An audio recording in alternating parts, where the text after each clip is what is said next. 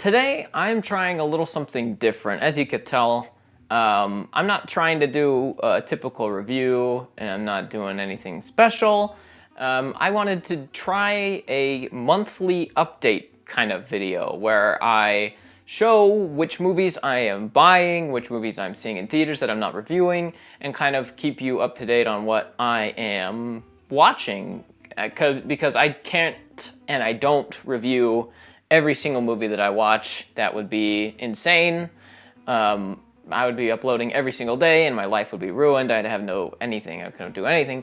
But this is just, hopefully, this video would be just to kind of do one video a month, a pretty simple, kind of laid back video where I could just talk about what I'm doing, and it would be very easy for me to edit and get uploaded in between some of my other reviews that I want to do and some of the special videos that I'm trying to do, because I don't have a lot of time on my hands, and doing one of these is pretty simple, one of these little update videos, so why not, right?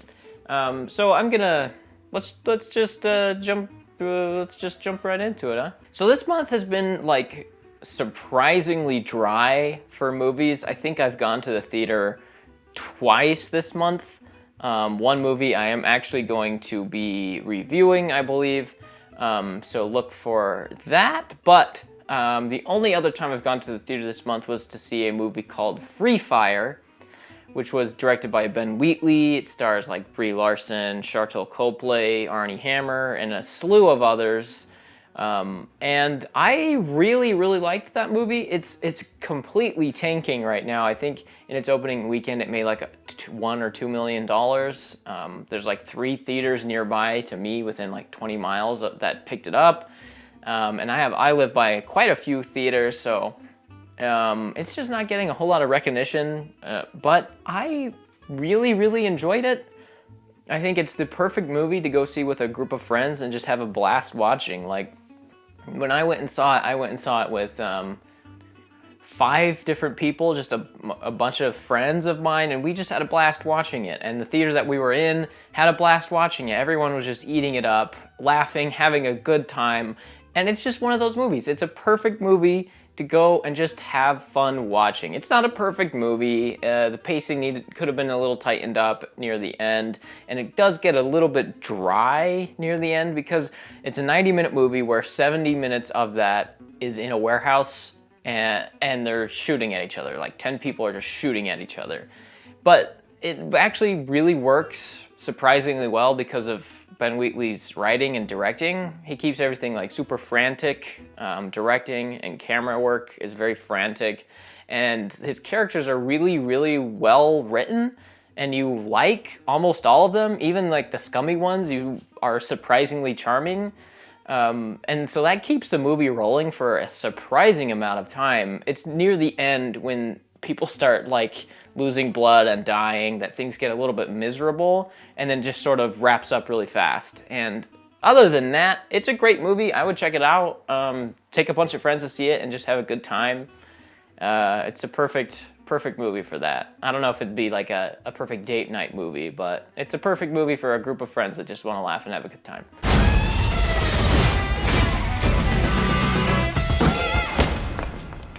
Not only has this month been like incredibly dry for new releases, but it's also been fairly dry for Blu-ray releases and DVD releases. Like last month we had a whole bunch of sweet movies come out that I bought, but this month I think I've bought 3. I've bought 3 movies so far this month. And yeah, I really haven't bought much.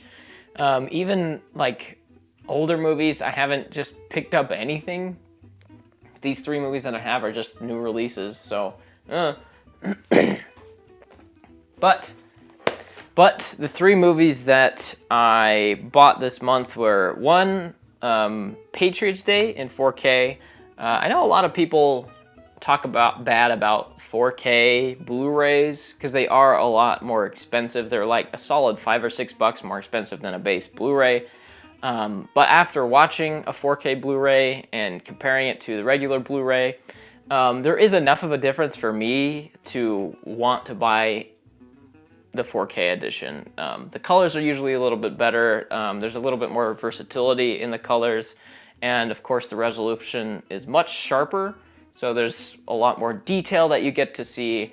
And when you try and go back to regular DVD from that, and even regular Blu-ray, there is enough of a difference to where I don't want to buy anything else, and I certainly don't want to buy a regular DVD, because going from a 4K to a standard definition is pretty staggering, actually. It's really, really jarring. But even going to a regular Blu-ray is a bit jarring, but regular Blu-rays looks pretty good. So I've become a big 4K and Blu-ray advocate recently. So anyway, yeah, Patriots Day.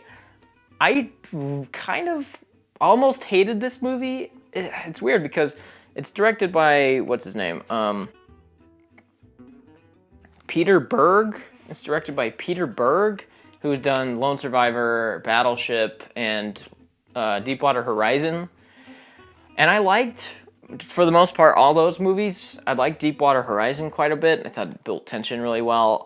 But Patriots Day is not a very good movie. The first 30 minutes are amazingly boring with just terrible characterization.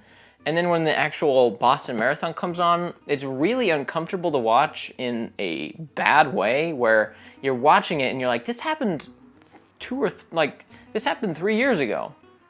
This is weird. Because I sat there and I watched it and I was like, people in the marathon that were exploded are watching this movie.